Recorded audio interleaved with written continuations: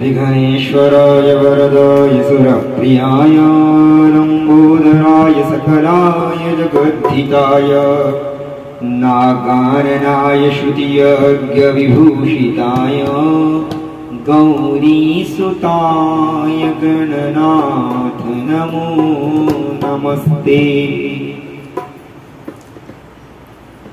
विश्वं दर्पणदृश्यमान नगरी तुल्यं निजान्तर्गतं पश्यन्नात्मनि मायया बहिर्भूतं यथा निद्रया यस्साक्षात् कुरुते प्रबोधसमये स्वात्मानमेवाद्वयम् तस्मै श्रीगुरुमूर्तये नमः इदम् श्रीदक्षिणामूर्तये। उद्यच्चन्द्रदिवाकरारुणनिभं वामाङ्कये स्थिताम्बिकां वक्त्रारोपितदृक्कटाक्षकलितोल्लासं जटामण्डितम् दौर्भे कार्मुकपाशपाणसृणिं बिभ्राणमिन्दुकलां नारङ्गल्मविराजमानवपुषं कामेश्वरं भावये। ओम श्री गुरुभ्यो नमः। श्री कामेश्वरी कामेश्वराभ्यां नमो नमः। श्री राम जय राम जय जय राम। श्री राम जय राम जय जय राम। श्री राम जय राम जय जय राम। श्री राम जय राम जय जय राम। श्री राम जय राम जय जय राम। श्री राम जय राम जय जय राम। श्री राम जय राम जय जय राम। श्री राम जय राम जय जय राम। श्री राम जय राम जय जय राम। श्री राम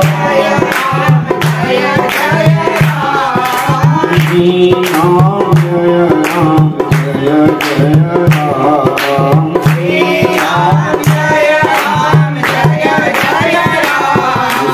रामचंद्र की सदगुरुदेव भगवान की कामेश्वर भगवान की कामेश्वरी मैया की नमः। पार्वती पतये हर हर महादेव।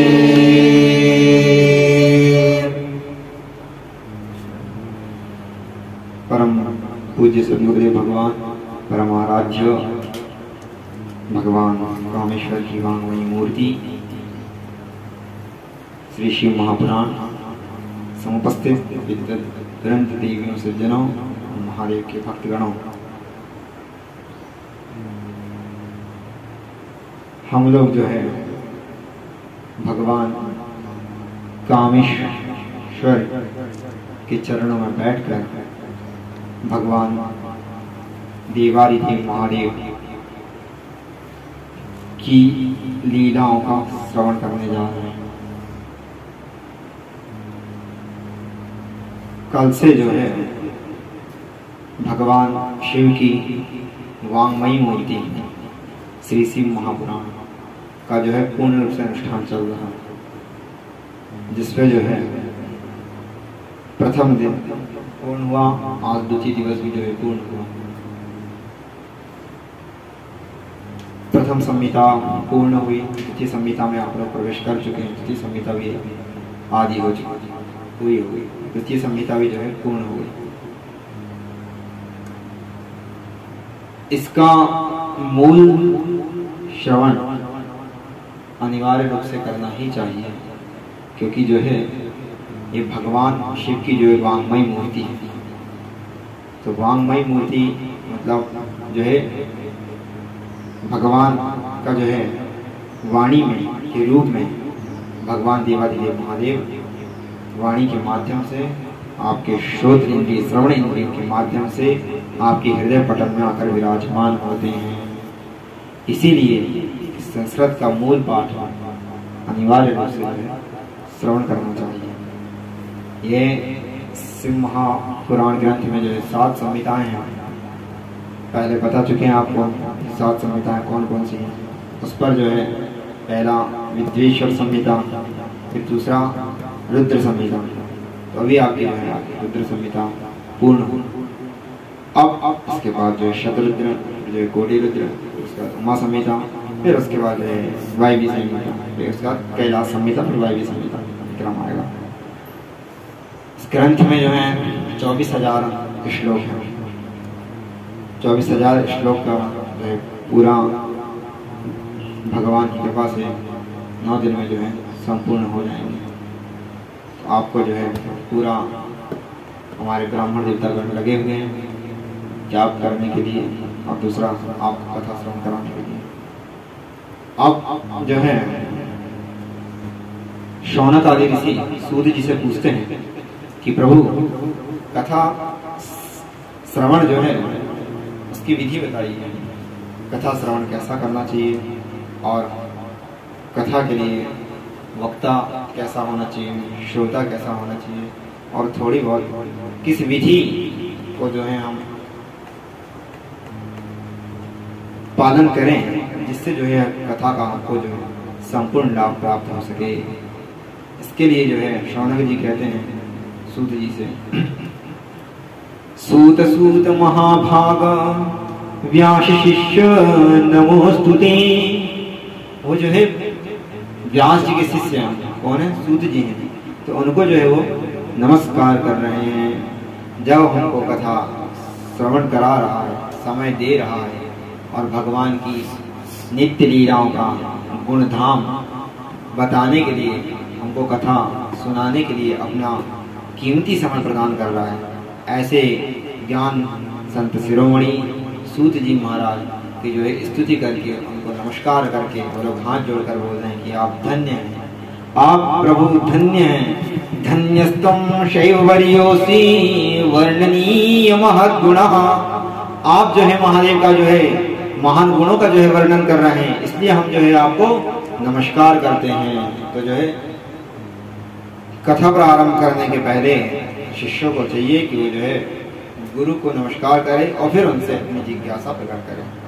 तो यहाँ पर जो है शौनक जी सूत जी जब विराजमान है तो उनको प्रणाम करते हैं और उनको बोलते हैं कि आप जो है धन्य हैं, जो आप महादेव के इस प्रकार जो है गुणों का वर्णन करके हमको जो है सुना रहे हैं।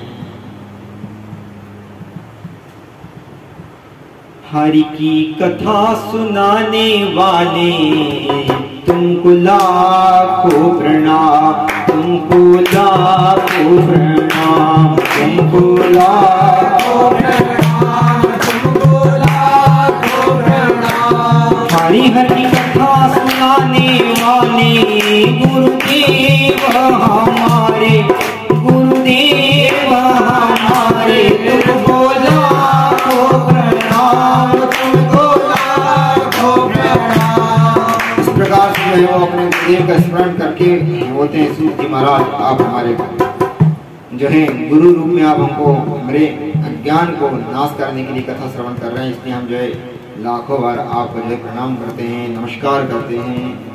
व्यास शिष्याय नमोस्तुते। तो प्रभु आप हमको बताइए कि वो किस उपाय के द्वारा जो है हमको उत्तम फल की प्राप्ति हो।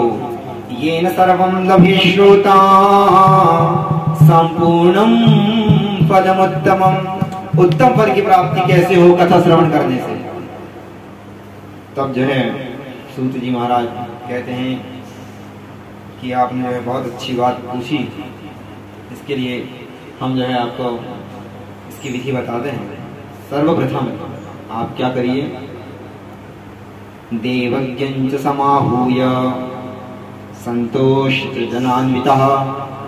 आप सर्वप्रथम एक देवज्ञ, दैवज्ञम यानी दैवज्ञम किसको कहते हैं? ज्योतिषी को कहते हैं। तो आप सर्वप्रथम किसी ज्योतिषी के पास जाइए और उनसे उनको संतोष करिए। जाके एकदम नहीं महाराज जी आज कौन सी तिथि बताइए, महाराज जी जो है कल व्रत करना है हमको, महाराज जी कल जो है गृह प्रवेश करना है, जल्दी बता दो। आज्ञा मत दीजिए। ये सदाचार सद्भक्ति विवेको, सदाचार सद्भक्ति कैसे हमको प्राप्त हो, हम समाज में कैसे जो है किसी को अभिवादन करें, कैसे हम उनसे पूछें, ये जो है बताने के लिए पुराण है। सर्वप्रथम उन्होंने कहा कि सदाचार सद्भक्ति विवेको वर्धते कथम, कैसे जो है हमारी विवेक की वृद्धि हो, तो ये बताने जा रहे हैं। इसलिए सूत जी जो है बड़ी बारीकी से एक चीज बता रहे हैं। वो कह रहे हैं कि आप जो है ज्योतिषी के पास जाइए तो हाथ जोड़कर उनको संतुष्ट करके पत्रम पुष्पम फलम तोयम, अपना फल लेके जाए, फूल लेके जाइए, कुछ दक्षिणा चढ़ा के तो फिर ज्योतिषी जी से निवेदन करिए कि महाराज हमको ये कार्य करना चाहते हैं, तो आप जो है हमको जो उत्तम मुहूर्त बताइए। तो फिर जो है ज्योतिषी जी आपको विधि, उत्तम तिथि, दिन, नक्षत्रवार, मास, महीना सब देख कर जो है पहचान देख कर वो आपको बताएंगे। तो किसी से हमको पूछना है तो किस प्रकार से क्या शिष्टाचार है वो यहाँ बता रहे हैं कि आप देवक के पास जाए तो पहले उनको संतुष्ट करिए। ऐसे ही जो है जब हम काशी में पढ़ते थे तो एक बार प्रतिष्ठा का मुहूर्त निकलवाना था, तो हमको बोला गया कि वहाँ जाओ, यहाँ काशी के बहुत बड़े विद्वान हैं, ज्योतिषी हैं, उनके पास जाओ और उनसे जो है मुहूर्त पूछ के देखो। तो हमको तो ज्ञान नहीं था, तो फिर जो है हमको गुरु जी ने कहा कि जो है किसी के पास जाओ, देवतानां गुरुणां राजानां, जो है इनके के पास जाओ तो नरिक्त पाणी गच्छे, खाली हाथ नहीं जाना चाहिए। तो बोले वो ज्योतिष का तुमको बताने वाले, मुहूर्त बताने वाले, आपकी जिज्ञासा को जो शांत करे वो गुरु। एकाक्षर प्रदातारम यो गुरु एव मन्यते, जो एक अक्षर भी आपको ज्ञान दे रहा है उसको जो है गुरु मानना चाहिए, क्योंकि आपको ज्ञान तो मिलता है, एक शब्द का ज्ञान, शुद्ध ज्ञान, साधना का ज्ञान, भगवत भक्ति का ज्ञान मिलता है, उसको आप गुरु माने। पर हम नहीं मानते, ठीक है। एकाक्षर प्रदातारम यो गुरु एव मन्यते, सजीवन्नेव चांडालो मृतस्व च विजायते, जन्म जात जीते जी तुम जो है चांडाल के समान रहोगे और मरने के बाद जो है स्वान आदि योनि को तुमको भोगना पड़ेगा। तो हमसे कहा गया कि प्रभु बेटा जाओ तो उनके पास कुछ लेकर जाओ और उनसे निवेदन करो, प्रार्थना करना, अगर वो समय होगा तो तुमको बता देंगे और नहीं होगा तो फिर बताओ, वो अपना समय देंगे। तो हम गए ना, नारियल फूल लेकर तो दक्षिणा उनके चरणों में चढ़ाए। हमने कहा गुरुजी हमको थोड़ा समय दीजिए। अरे क्या बात है? हमने कहा जो हमको मुहूर्त पूछना है किस विषय का, तो उस विषय का, ठीक है जाओ कल आना। हमने कहा 3 किलोमीटर से महाराज पद यात्रा में आए और तुम जो है थोड़ा सा मुहूर्त बदान प्रदान कहने कल आना। हमने कहा धन्य प्रभु, पर अब क्या करते हैं। तो हम बड़ी श्रद्धा से उनको साष्टांग प्रणाम करें। पहले तो बोले कि बैठे रहो 10 मिनट बाद आना। हम 10 मिनट बैठे थे, फिर गए। तो उन्होंने कहा जी। फिर उसके बाद हम दूसरे दिन गए, उन्होंने कहा कागज में लिख दिया मुहूर्त लेके चलेगा। तो हमको पहली बार ज्ञान हुआ कि किसी के पास, पंडितों के पास, ज्योतिषों के पास जाएं तो किस तरह से जाएं, ये बताएं ना, हमको पता नहीं था। तो ये हमको जो है हमारे गुरु जी लोग बताएं किस तरह से जाना चाहिए। तो वही यहाँ पर वो कह रहे हैं कि सूत जी महाराज आदि अनादिकाल से लाखों वर्ष पूर्व ग्रंथ लिखे, वो बोल रहे हैं कि देवज्ञ के पास जाओ, किसी मुहूर्त पूछना है तो जो अगर फोन में पूछ रहे तो विनम्रता पूर्वक अभिवादन करके प्रणाम करके फिर पूछिए महाराज जी हम इस विषय में जानना चाहते हैं तो आपको बताइए। तो यहाँ पर सूत जी कह रहे हैं कि आप किसी ज्योतिषी के पास जाकर संतुष्ट करके फिर उनको बताइए, और जब आपको तिथि की घोषणा हो जाए तो फिर जो है आप अपनी कथा का प्रचार करिए, दूर दूर जो है लोगों को समाचार भेज दीजिए। बोले क्यों? क्योंकि दूरे हरि कथा केचित् दूरे शंकर कीर्तना। बोले महाराज कुछ लोग जो है भगवान हरि के, भगवान शिव के कीर्तन से दूर हो चुके हैं। वो लोग अपने घर में फंसे हुए इधर उधर के काम धंधे में, या फिर जो है आधुनिक मोबाइल में, या फिर समाज में बैठना उठना उनके लिए समय है। परंतु भजन कीर्तन के लिए उनके पास समय नहीं है और घर में होगा नहीं। तो इसी बहाने आप उनको बुलाइए अपने पास, उनको कहिए कि हमारी कथा में आप आइए महाराज जी। जब वो कथा में आएंगे तो जो है कथा श्रवण करेंगे, और कथा श्रवण करेंगे तो पंडित जी लोग कहेंगे कि गाओ, धीरे से गाओ, तो कीर्तन करना ही पड़ेगा। तो इसी बहाने जो है ये न प्रकार जो है उनका कम से कम सत्संग में आने से लाभ हो जाएगा। तो ये सत्संग की महिमा है।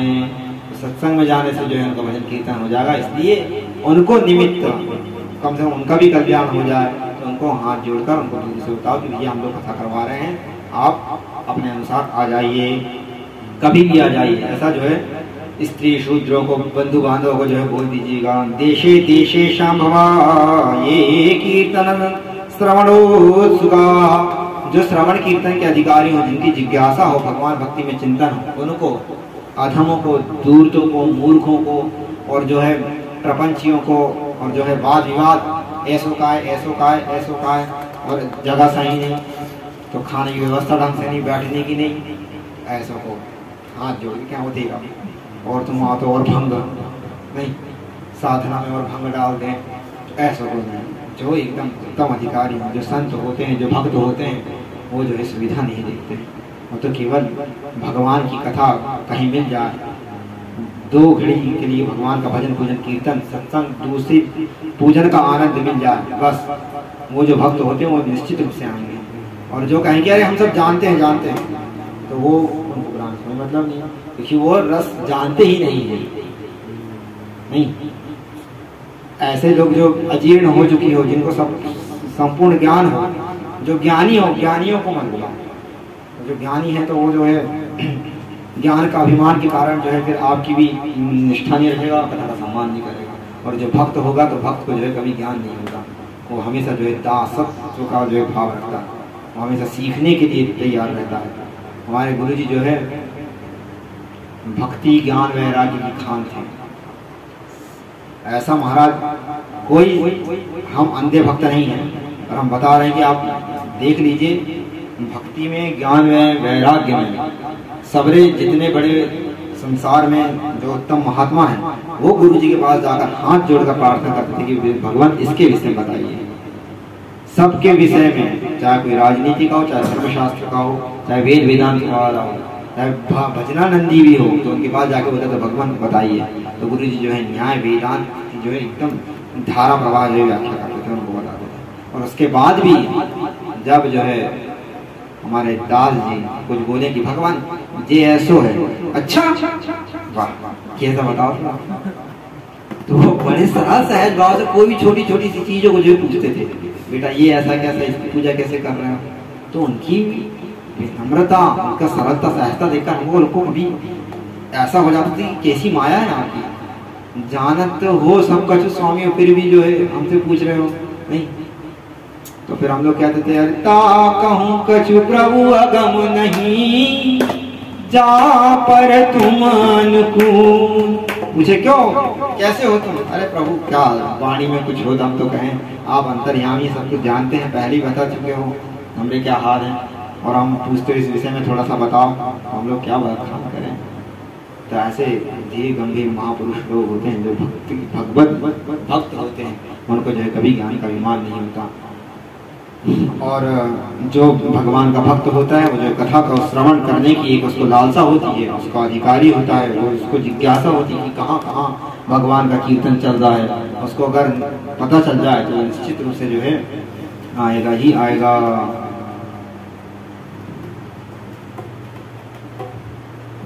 वस्तुतः जो कहता है कि हमने कथा श्रवण कर चुकी है, तो वो कहते हैं कि जो इस प्रकार कहता है उसको निश्चित रूप से जो है कथा का ज्ञान नहीं है, उसको कथा का जो है उसने रस का पान किया ही नहीं। जो उसके कथा का जो रस नहीं जानता है वही कहता है कि हम सब जानते हैं। तो ऐसे लोगों को जो है आप मत बुलाइएगा, जो भगवान के भक्त हों उनको बुलाइए। और फिर उसके बाद आपको जब पंडित जी ज्योतिषी बता दें तो आप एक कथा का मंडप जो है निश्चित कर लीजिए।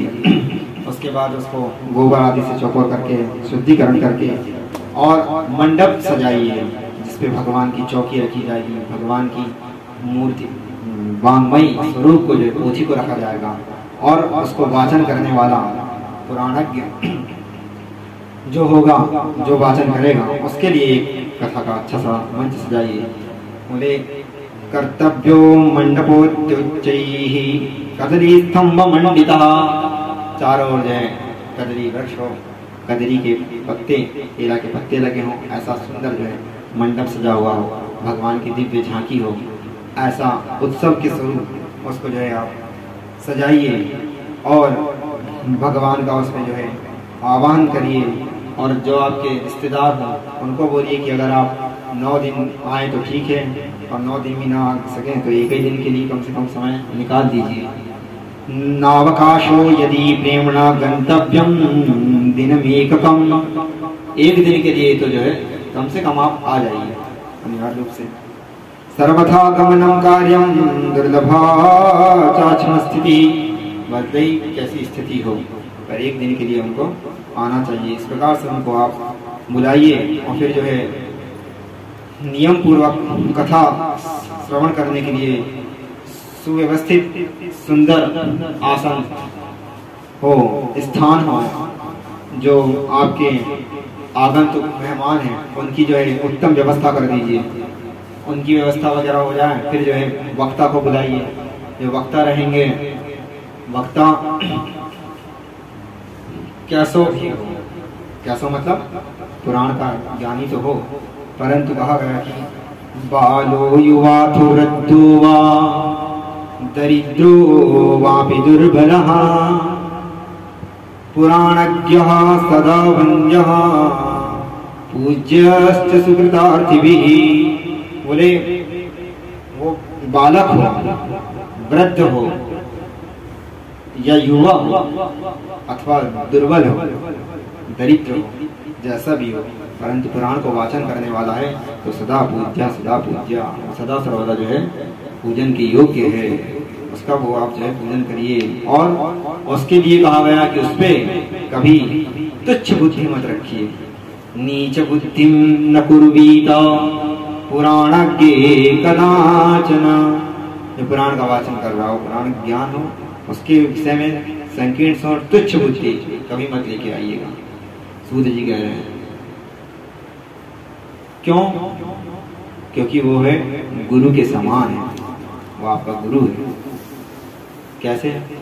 क्योंकि कहा गया है गुरुवः सन्ति बहवो जन्मतो गुणतश्च वै परो गुरुः पुराणज्ञः तेषां मध्ये विशेषतः। इस संसार में जो है, अभी हम बोले एक अक्षर प्रदान करने वाला, तो लौकिक ज्ञान या फिर अलग अलग शास्त्रों का अलग अलग शब्द का ज्ञान कराने वाला जो होता है वो जो है गुरु होता है, जिससे आपको शिक्षा मिले वो जो है गुरु होता है। जैसे भगवान दत्तात्रेय जी, उन्होंने जो है 24 जीव जंतुओं से, आकाश से, पृथ्वी से, जल से, सांप से, बिच्छू से शिक्षा दी, अजगर से शिक्षा दी, तो उनको जो अपना गुरु माने, उनके प्रति जो सम्मान की दृष्टि रखते हैं। तो कहा कि आप संसार में, जगत में हर एक विषय को बताने वाला जो होगा वो गुरु होगा। अगर जिससे आपको ज्ञान दे रहे हैं, आप शिक्षा ले रहे हैं, मार्गदर्शन ले रहे हैं, तो उसको जो है आप गुरु के समान मानिए। उन सभी गुरु में श्रेष्ठ एक गुरु है जो आपको जो है पुराण का ज्ञान देगा। तो वो आपको जो पुराणज्ञ है उसमें जो है गुरु की बुद्धि रखकर, उसके प्रति जो है कभी संकीर्ण विचारधारा न रखकर, उसकी जो है अवस्था पर, देह की अवस्था पर ना जाए, ऐसा जो है सूत्र जी कह रहे हैं। उसके बाद जो वक्ता है वो कैसा होना चाहिए? तो वक्ता के लिए बता रहे हैं कि जो वक्ता है उसका भी नियम है। हर चीज जो है, ये शास्त्र है, शास्त्र में जो है हर एक चीज का विधि बताई गई है, हर एक चीज का नियम है। क्यों? क्योंकि आपने कहा कि आपको उत्तम फल चाहिए। अब जब आपको कहीं जाएंगे, आप किसी कार्य करेंगे, तो आपको उत्तम से उत्तम फल चाहिए, उसका रिजल्ट चाहिए। तो उत्तम रिजल्ट के लिए आपको जो है मार्ग जहाँ आप चल रहे हैं वो भी पूरी विधि से चलना चाहिए। अगर आप विधि का पालन करेंगे तब तो आपको फल उत्तम मिलेगा। अगर आप भोजन स्वादिष्ट चाहिए तो उसमें मसाला भी जो है एकदम विधि से डालना चाहिए। पकवान बनाएंगे तो उसका जो है सब पूरी विधि, आप जो है मिर्च मसाला वगैरह जो है वो सब उसकी विधि रहेगी, तो निश्चित रूप से उत्तम स्वादिष्ट भोजन बनेगा।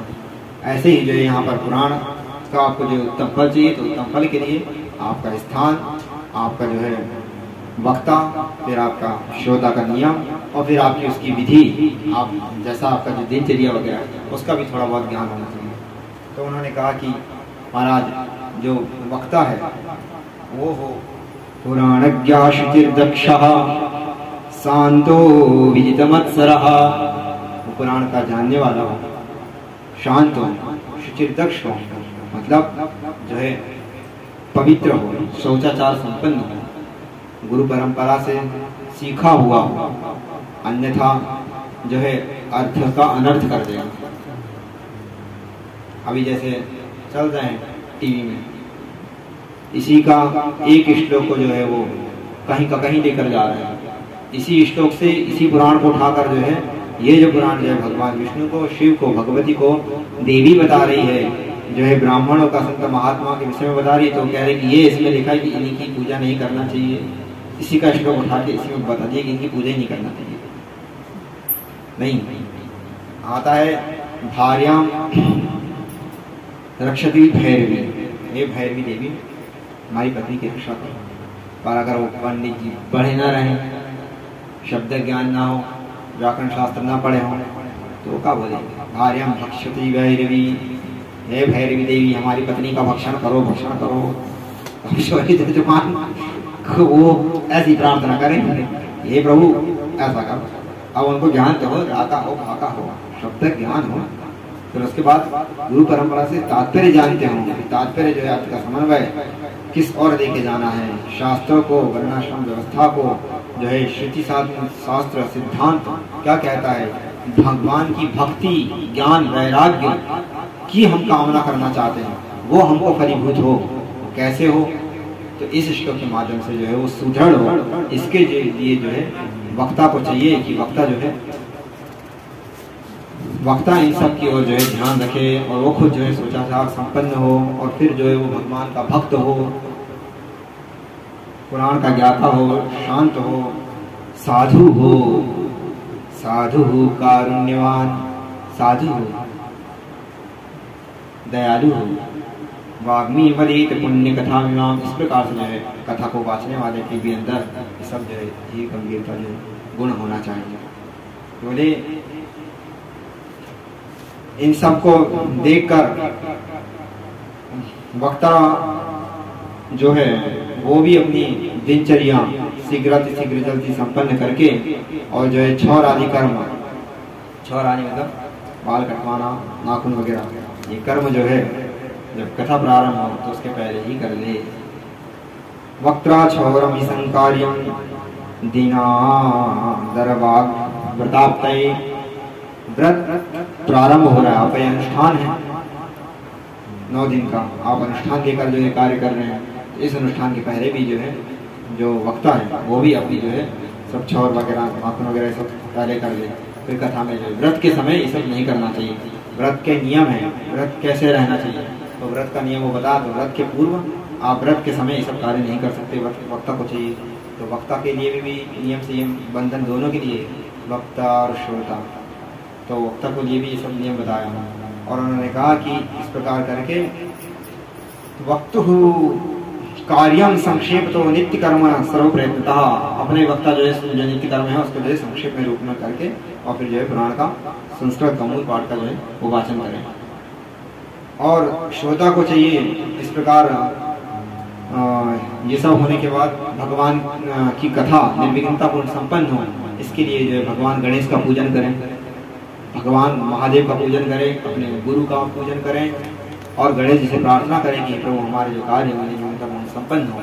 इसके लिए भगवान गणेश जी से क्षमा याचना प्रार्थना करके नित्य, उसके बाद आप जो है श्रोता को चाहिए कि श्रोता जो है भगवान का जो आप कथा श्रवण कर रहे हैं उसका चिंतन करें, और जब आप खाली हो, आप मुहूर्त के बाद कुछ समय आपको आराम मिलता हो, तो उसमें जो है इसका चिंतन करके इसी की चर्चा करें आपस में, जो है जो आज हम कथा श्रवण करें, कल जो हमको कथा सुनाई गई, आपके इष्ट मित्र बंधु बांधव हैं तो उनसे इसी के विषय में चर्चा करें, संसार की चिंता ना करें।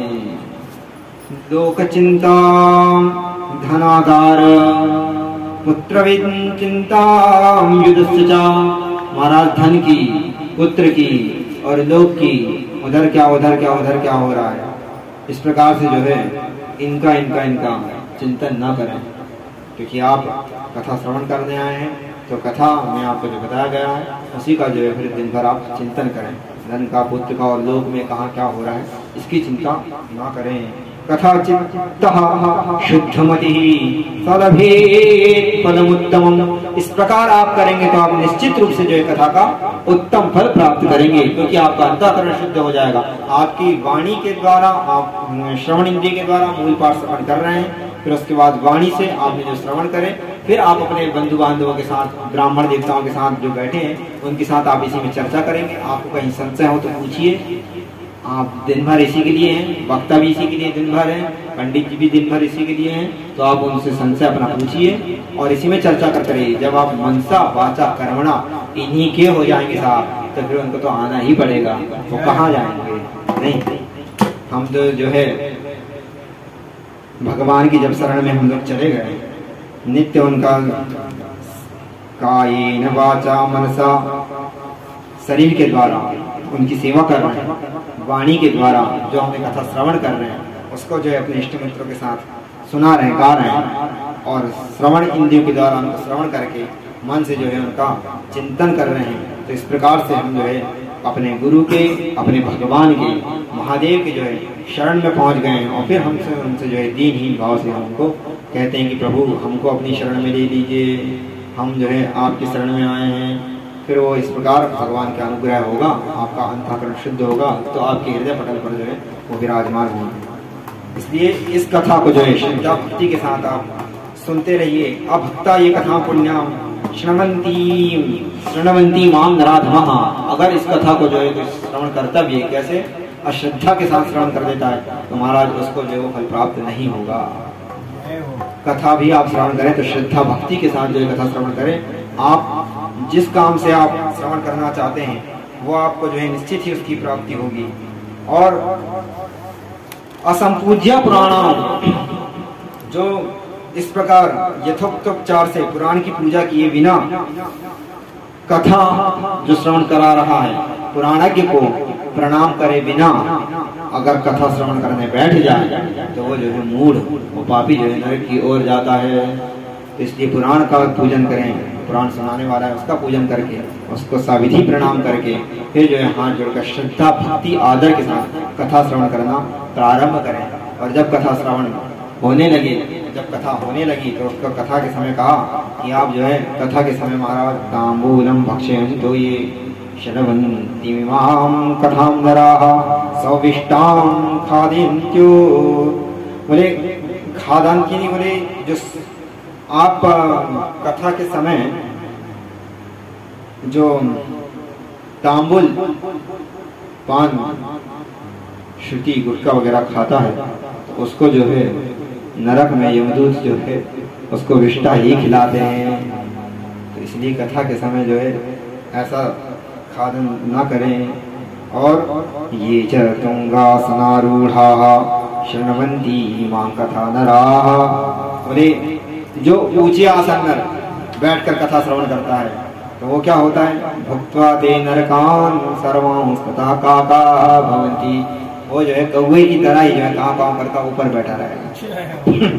इसीलिए जो है कथा श्रवण करने के समय ऊपर भी एकदम न विराजमान हो। और अभक्ष, ये जो है तांबुल और जो है तंबाकू आदि, ये जो है अभक्ष है। इसको स्पर्श करने मात्र से, तंबाकू आदि को स्पर्श करने मात्र से जो है आपको स्नान करना पड़ेगा, अशुद्ध माना गया है इसका। ब्राह्मणों के लिए तो विशेष रूप से धूम्रपान, तंबाकू आदि का आप बिल्कुल स्पर्श ना करें। आप स्पर्श भी करते हैं तो ये स्नान करके फिर आप जो है पूजन चालू करिए। आप कोई नित्य अनुष्ठान तो आप कर ही नहीं सकते। तो उन्होंने कहा कि इससे आप जो है वर्जित दूर रहिए। और असम प्रणम्य वक्तारं कथा शृण्वन्ति नराः, जो इस प्रकार जो वक्ता को कथा प्रारंभ होते समय या कथा चल रही हो और कथा प्रारंभ के समय अगर जो है वक्ता को प्रणाम नहीं करता, भुक्त्वा ते नरकान् सर्वान् भवन्ति अर्जुन पादपा, वो जो है महाराज नरक की आत्मा सहन करके अर्जुन का जो है वृक्ष बन जाता है। जो वक्ता को प्रणाम नहीं करता, वो बिना प्रणाम करे जो है कथा श्रवण करने बैठ जाए तो उसके बाद वक्तुः समासनारूढ़ा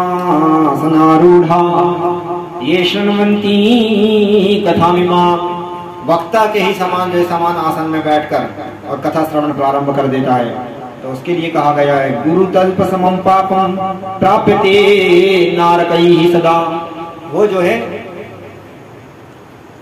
गुरु के साथ एक सैया में शयन करने का उसको महापाप लगता है। गुरु के साथ गुरु के आसन में नहीं बैठना चाहिए, गुरु के साथ समतुल्य नहीं बैठना चाहिए। गुरु के साथ अगर जब गुरु बोले तो उनसे जो है तड़ातड़ जवाब नहीं देना चाहिए। गुरु से जो है उच्च आवाज में जो है बात नहीं करना चाहिए। वो बोल दें तो जो है श्रद्धा से सुनकर विनम्रता पूर्वक फिर जो है उनको जवाब दीजिए कि गुरु जी ऐसा नहीं ऐसा। तो आप विनम्रताशील रहेंगे तो वो जो है गुरु नहीं महादेव कृपा करेंगे। जय हो। शिव महापुराण में बार बार बताया गया है कि आप अगर अनुष्ठान कर रहे हैं, आप कोई भी कार्य कर रहे हैं तो गुरु के अनुसार करें, गुरु जिससे प्रसन्न हो वो कार्य करें। अब इनको दास जी को बोला गया था कि जो है तुम उन्हीं शिवलिंग के बारे में क्यों बताते हो। तो बात यह है कि वो उन्हीं शिवलिंग के बारे में इसलिए बताते हैं क्योंकि वो महादेव कहते हैं कि शिवलिंग अनेक प्रकार के हैं, पर कौन सा शिवलिंग पूछना है ये तुम अपने गुरु से पूछ के आओ। जब तुमको गुरु बोले जो शिवलिंग पूछना है वही तुम पूछो, और गुरु ना बोले और तुम अपने मन से जो है अगर मेरे को पूछने लगो तो मैं साक्षात खड़ा भी हो जाऊंगा तो तुमसे प्रसन्न नहीं होऊंगा। शिवो रुष्टे गुरु स्त्राता गुरु रुष्टे शिवो नहीं। जो है गुरु रुष्ट नहीं होना चाहिए। अगर गुरु प्रसन्न है तो मैं प्रसन्न हूँ, और अगर तुम्हारा गुरु तुमसे रुष्ट है तो तुम मुझे कभी जीवन में प्राप्त नहीं कर सकते। फिर वो बताएंगे कि जो है क्यों गुरु जी ने हम लोग को इस शिवलिंग प्रदान किया उसके बारे में। तो वो बोलते हैं कि इस प्रकार से आप जो है कथा का श्रवण करिए और जो है ये निंदन्ति च वक्तारं कथा च मां सुपाविनीं। और जो व्यक्ति भगवान की कोई भी श्रीमद् भागवत कथा हो, देवी भागवत कथा हो, शिव महापुराण कथा हो, अगर कोई भी पंडित जी कोई संत महात्मा कहीं भी अगर कथा कह रहे हो तो आप लोग उन पर जो है व्यास बुद्धि रखकर, गुरु की बुद्धि रखकर उनका जो है कभी भी निंदा नहीं करना चाहिए। धोखे से, गलती से, अपराध से भी जो है हमको सो नहीं सोचना चाहिए, क्योंकि जो कथा व श्रवण करा रहा है तो कथा पहले अपने हृदय पटल में लेके आएगा, तब जो है उसको बोलना चालू करेगा। तो उस समय के लिए उस क्षण में जो है जिस देवता के बारे में बता रहा है उस देवता का चिंतन करेगा, उसकी गुण लीलाओं के बारे में सोचेगा और फिर वो बोलेगा। तो आपको चाहिए कि आप जो है उस भगवान का कीर्तन गणानुवाद करने वाले का उसकी निंदा से दूर रहें, उससे जो है ना बचें, उसकी निंदा से बचें, नहीं तो जो है वो महापातक लक्षण हो जाएगा। भुक्त्वा कथा ये निंदन्ति च वक्तारं कथां चेमां सुपाविनीं भवन्ति शनका भुक्त्वा दुःखं जन्मशतं हिते। जो प्रकार से अगर उसकी निंदा करता है वक्ता की तो वो जो है महाराज नरक में आत्मा सहन करने के बाद जो है फिर कुत्ते आदि की योनि में जन्म लेता है। और जो है क्योंकि उसको बोलने का स्वभाव, वो हर किसी का अवगुण देख रहा है और बोल रहा है, तो फिर भगवान बोलते कि अब तुमको बोलना ही है तो तुम ऐसी वाणी बोलो कि जो है आदमी तुम्हारी वाणी सुनकर कान पक जाए और भगने लगे। तुम जहाँ बोलना चालू करो वहीं आदमी तुमको पत्थर उठा के मारना चालू कर दो, भागी भागी भागी भागी भागी। ऐसा जो है भगवान बोल रहे हैं कि इस प्रकार से इन पापों से जो है बचते रहें और कथा विघ्न विनाशार्थम गणेशम पूजिए। पूरा पहले जो है भगवान की कथा निर्विघ्नता पूर्ण संपन्न हो उसके लिए जो है गणेश जी को, शिव जी को, भगवती को, नवग्रह सभी मंडपों का, अपने इष्ट देवता कुल देवता सबका आह्वान करके, सबका स्मरण करके, सबसे जो है क्षमा याचना प्रार्थना करके इष्ट देवता कुल देवता सबको जो है प्रणाम कर दीजिए। और जो ग्रंथ है भगवान का, महादेव का, उसको प्रणाम कर दीजिए। पूजनांते महाभक्त्या करो बद्ध विनीत कहा।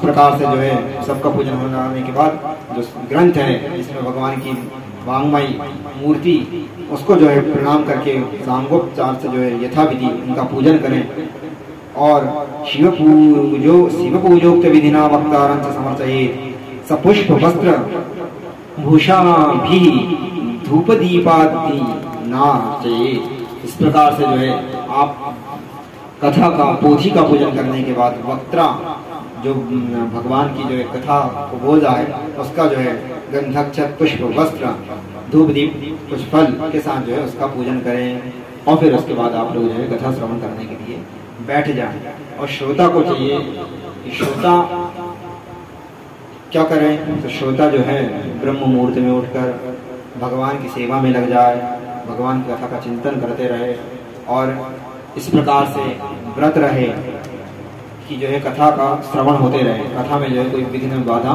उत्पन्न ना हो।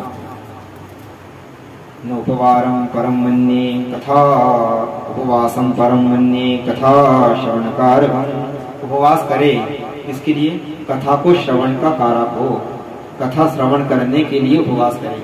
और अगर उपवास करने पर अगर शरीर में दुर्बलता आ जाए तो फिर क्या करें, तो बोले भोजन करें, परंतु कथा श्रवण करे। नोपवासं परम मन्ये कथा विघ्नकरम। यदि अगर आप उपवास रहकर कथा में विघ्न उत्पन्न हो रहा है तो आप जो है कुछ थोड़ा सा जो है अनाज खा लीजिए, अनाज लेकर कथा का श्रवण करिए, परंतु गरिष्ठ अन्न मत लीजिए। और जो है मसूर दाल, ये जो है लहसुन प्याज आदि भक्षा भक्ष्य हैं उनका जो है श्रवण, उनका जो है सेवन ना करें और गरिष्ठ भोजन न लें जिससे आपको आलस्य आए और फिर आपको जो है आराम करना पड़े। आप ऐसा मत करिए, हल्का फुल्का कुछ लेकर और जो है जब कथा विराम हो जाए तो अपना भजन कीर्तन करके कुछ संशय हो तो वक्ता के पास जाइए या कुछ पंडित जी उनके साथ सत्संग करिए और निरंतर उनका जो है चिंतन मनन करते रहिए। श्रोताओं को चाहिए वो भी जो है नियम संयम से रहकर वस्त्रों की शुद्धता रखकर, और अभी जो बताया जो वक्ता के जो नियम थे उसी प्रकार का नियम आप रखिए। और सत्यम शौचम दया मौनम, सत्यता प्रयास करिए कि जो है असत्य भाषण किसी के साथ। असत्य भाषण तभी होता है जब हम किसी चीज को दबाना चाहते हैं, कुछ दबाना ही नहीं है, हमको कुछ झूठ बोलने नहीं है। जो है खुला दरबार है, मेरे बाबा के दरबार में सबका खाता है, नहीं तो वो सब लिखने बैठे उनसे का छुपाना है, नहीं उन्हीं को प्राप्त करने आए तो उनसे का छुपाने। लेकिन भैया जो है जैसा है हम इधर आए, हम ये कर रहे हैं। जो है सत्यम शौचम, शौचम यानी पवित्रता, पवित्रता रखिए अंतःकरण की, अपने शरीर की शुद्धि की। उसके बाद दया रखिए, पहले बता चुके हैं कि किस प्रकार से जो है आपको विराट स्वरूप महादेव का देखना है वो बता दिए। सत्यम शौचम दया मौनम आर्जवम विनयम तथा, विनम्रता रखिए, मौन अधिक से अधिक मौन रहने का प्रयास करिए। जितना मौन रहेंगे तो उतना जो है प्रपंच से बचेंगे। वो आप एक कहेंगे सामने वाला दो करेगा और जो है कथा इसी से कथा नहीं फिर वो व्यथा हो जाएगी। तो संसार की व्यथा से बचने के लिए जो है भगवान की कथा का हम लोग श्रवण करना है।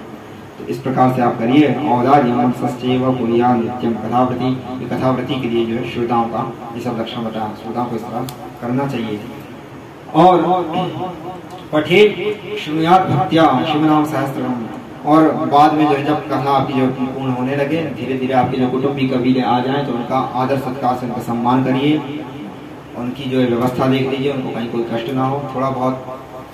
और उसके बाद कथा निर्विघ्नतापूर्ण संपन्न हो उसके लिए जो है 5-11 ब्राह्मणों को अंतिम समय में जो है हवन पूजन करा के 11 ब्राह्मणों को खीर मधु के साथ घोलकर उनको जो है भोजन करवाएं और हवन पूजन करके गीता का पाठ, और अगर कोई अनुष्ठान में न्यूनता हो जाए तो शिव सहस्त्र नाम का निश्चित रूप से पाठ श्रवण करना चाहिए।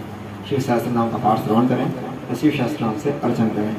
और जो है महोत्सव के रूप में जिस प्रकार से विवाह का होता है, यादृच्छिक विवाह, जिस प्रकार से विवाह होता है उसी प्रकार से जो है कथा का उत्सव मनाइए, धूमधाम से मनाइए कि जो है आपका हम लोग का जो है जन्मांतरम भवेत् पुण्यम, जब जन्मांतर का पुण्य का उदय होता है तब इस प्रकार की जो कथा श्रवण करने को मिलती है। भगवान की नित्य लीलाओं का हम लोग आनंद ले रहे हैं, तो इसके लिए एक महोत्सव मनाइए, महोत्सव की तरह जो है कथा करिए और भगवान का जो है कीर्तन वाद्य आदि करते रहिए। महोत्सवा प्रकर्तव्यो गीते वाद्यश्च नर्तनैः, गायन करते रहिए वाद्य यंत्रों के द्वारा और भगवान की कथा का गायन करें और समय समय पर जो है भगवान के लिए जो है नृत्य करते रहें, संगीत आदि का जो है सेवन करके भगवान के प्रति जो है अपनी कथाओं को जो इस प्रकार आगे बढ़ाते रहें। फिर ये सब पूरी विधि होने के बाद वो कहते हैं कि वही जीव सर्वश्रेष्ठ है, जिसको वही जन्म श्रेष्ठ है, जिसको इस कथा का लाभ मिलता है। ते जन्म भाजा खलु जीवलोके, ये वै सदा ध्यायन्ति विश्वनाथम।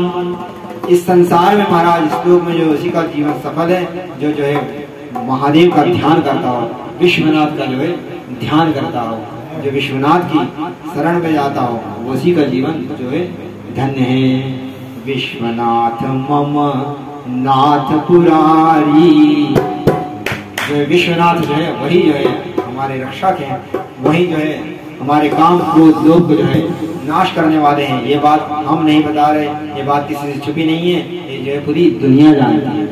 विश्वनाथ मम नाथ पुरारी, त्रिभुवन महिमा विदित तुम्हारी। विश्वनाथ मम नाथ पुरारी, त्रिभुवन महिमा। आप ये विश्वनाथ आपकी महिमा को सब कुछ जानते हैं, तो इसीलिए कहा, उसी कहते हैं कि उन लोग का जीवन धन्य है जो महादेव का स्मरण करते हैं, महादेव का ध्यान करते हैं। और जो वाणी गुणान स्तुति कथा शृणोति, कान धन्य है जो कथा को श्रवण करते हैं, और उनकी वाणी धन्य है जो भगवान की स्तुति का गायन करती है। श्रोत्रद्वयं ते भवमुत्तरन्ति, इस प्रकार से जो है इन दोनों कर्णों का प्रयोग करके वो भगवान की कथा को श्रवण करता है, वही जो है जीव धन्य है। तो इसी हमारा जो जीवन है, इस जीवन की उपयोगिता श्रेष्ठता को समझकर हम लोग को भी क्या करना चाहिए, गीता वाद्यश्च नर्तनैः, हम लोग को भी जो है गीत वाद्यों के द्वारा गाकर और भगवान का जो है भजन कीर्तन करना चाहिए। शिव शिव शंभु हर हर महादेव, शिव शिव शंभु हर हर महादेव, शिव शिव शंभु हर हर महादेव, शिव शिव शंभु हर हर महादेव, हर हर महादेव शंभु काशी विश्वनाथ मंदिर, हर हर महादेव शंभु काशी विश्वनाथ मंदिर, काशी विश्वनाथ मंदिर, बाबा कामेश्वर संगी, काशी विश्वनाथ मंदिर, बाबा कामेश्वर संगी, हर हर महादेव शंभो काशी विश्वनाथ मंदिर, हर हर महादेव शंभो काशी विश्वनाथ मंदिर, हर हर महादेव शंभो काशी विश्वनाथ मंदिर। कामेश्वर भगवान की जय हो, सद्गुरुदेव भगवान की जय हो, भगवती राजराजेश्वरी मैया की जय हो, पार्वती पतये हर हर महादेव।